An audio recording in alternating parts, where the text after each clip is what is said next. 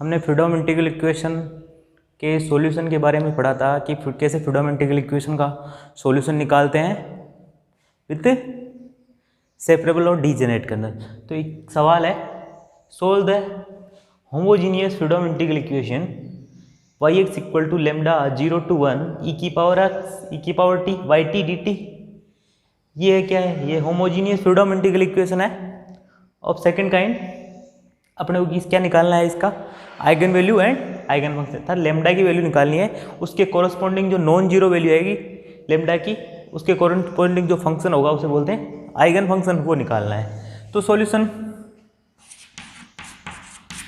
देखो, yx equal to दे रखा है लेमडा 0 to 1 e की पावर x e की power t y t dt। अब हमने सॉल्यूशन में क्या कहता है, जो x का फंक्शन है उसको बाहर ले लेते हैं। तो लेमडा e की पावर x 0 से 1 y t e की power t y t dt।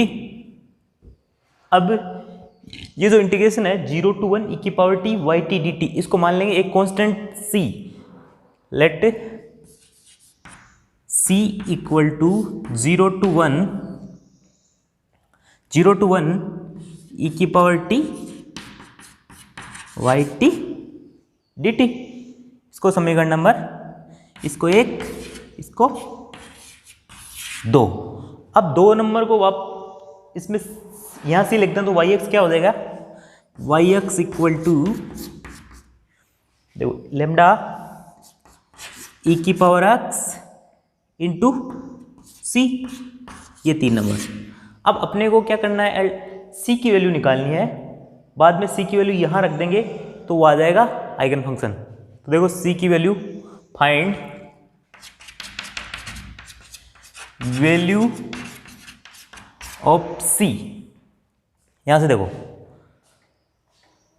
c की वैल्यू कैसे निकालेंगे अपन, c इक्वल टू है 0 से 1 e की power t y t dt। तो अब देखो यहां y t है ये, तो इसमें रख देंगे ये, या y t इक्वल टू क्या आ जाएगा, लेमडा e की पावर t इंटू सी। तो 2 से देखो, 2 से c equal to integration of 0 to 1 e की पावर t y t की वैल्यू क्या आएगी, लेमडा e की power t into C, lambda e की पावर t इंटू सी। तो ये क्या आ गई, integration of 0 to 1 lambda into C बाहर equal to lambda into C बाहर 0 to 1 e की पावर 2t dt। तो इसका इंटीग्रेशन e की पावर 2t बाई 2, तो e की power 2t by 2 0 to 1 lambda into C. इस इंटीग्रेशन की वैल्यू क्या आएगी, e की पावर 2t बाई 2, तो 0 पर 1, तो ये इसकी इंटीग्रेशन की वैल्यू आएगी c equal to lambda into c e square t equal to 1 e square by 2 minus 1 by, ठीक है, टी की पावर ई की पावर 0 1 1 बाई 2। तो अब इसको c कॉमन ले लेते हैं और इसको इधर ले आते हैं। देखो क्या आएगा, लेमडा बाई 2 माइनस ये आएगा lambda e square by 2, lambda e square by 2 plus 1 equal to 0। तो c इक्वल टू आ गया, c इंटू ये आएगा lambda 1 minus e square by 2, 1 minus e square by 2 plus 1 equal to 0। अब देखो 2 term 0 है, या तो ये 0 होगा या ये 0 होगा। यदि c इक्वल टू 0 हो, मान ले c इक्वल टू 0 हो, तो yx क्या आ जाएगा, 0 आ गया। तो yx तो इक्वल टू 0 तो हमेशा सॉल्यूशन होता है। तो क्योंकि लेमडा की कोई वैल्यू के लिए नॉन क्या आना चाहिए, नॉन जीरो।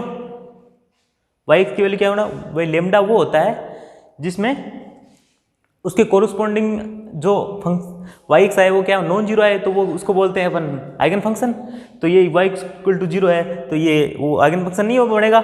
इसलिए यदि C not equal to zero हो, C is not equal to zero, इसका मतलब ये जीरो होना चाहिए। तो क्या आएगा, ये जीरो होगा तब lambda by two 1 minus e square minus 1 equal to 1। तो लेमडा इक्वल टू आ गया 2 अपॉन ई स्क्वायर माइनस 1। ठीक है, क्योंकि इसके कोरस्पॉन्डिंग वाई एक्स की वैल्यू देखो आप, y x equal to lambda की value 2 upon e square minus 1 वो यहां रख देते हैं, 2 upon e square minus 1 e की पावर एक्स इंटू सी। तो ये है इस होमोजीनियस फ्रीडम इंटीग्रल इक्वेशन की का आइगन फंक्शन, और इसके कोरस्पॉन्डिंग क्या है, ये है इसका आइगन वैल्यू।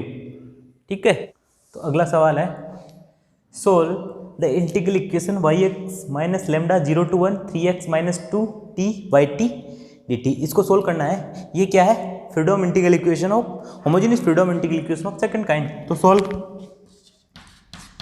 तो वाई एक्स इक्वल टू क्या दे रखा है, y x equal to lambda 0 to 1 3x minus 2t y T D T.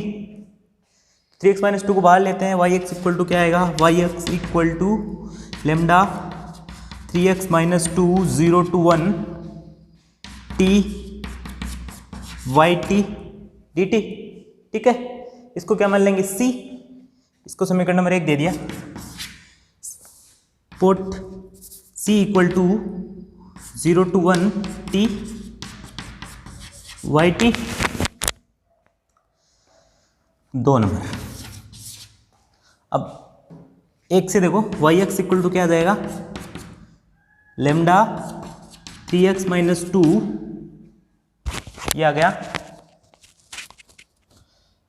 c, इसकी जगह c इंटू सी, समीकरण नंबर 3। ठीक है, अब c की वैल्यू निकालनी है अपने को। तो c की वैल्यू देखो, c इक्वल टू क्या है, c इक्वल टू दे रहा है 0 to 1 t Y T D T. तो वाई टी की वैल्यू क्या आएगी, Y T equal to lambda 3t minus 2 into C. तो 0 to 1 t इंटू लेमडा बाहर, सी भी बाहर, lambda into c 3t minus 2 d T. तो ये क्या आ गया, lambda into c 0 to 1 3t square minus 2t y d t. ठीक है, अब इसको सॉल्व करो। तो लेमडा इंटू सी इंटीग्रेशन क्या आएगा इसका इंटीग्रेशन है 3t स्क्वायर बाई 3, तो t cube minus 2t square by 2 t square 0 to 1 c equal to, अब देखो जब 1 लगाऊंगा तो 1 माइनस 1 0, 0 लगाऊं तो 0, तो इसकी टोटल वैल्यू क्या आ गई 0। तो c इक्वल टू 0।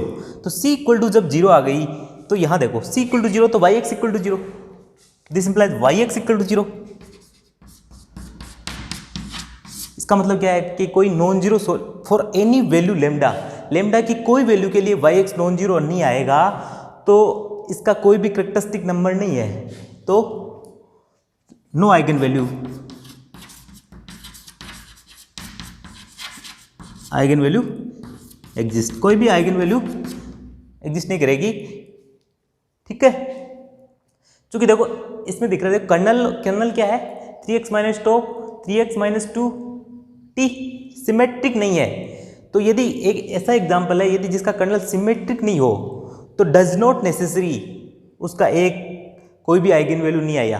ठीक है, यदि कर्नल, हम आगे ये पढ़ेंगे, यदि कर्नल यदि सिमेट्रिक हो तो उस इंटीग्रल इक्वेशन का कम से कम एक कैरेक्टरिस्टिक नंबर अवश्य होता है, उस इंटीग्रल इक्वेशन में कम से कम एक आइगन वैल्यू एग्जिस्ट जरूर करता है यदि कर्नल सिमेट्रिक हो।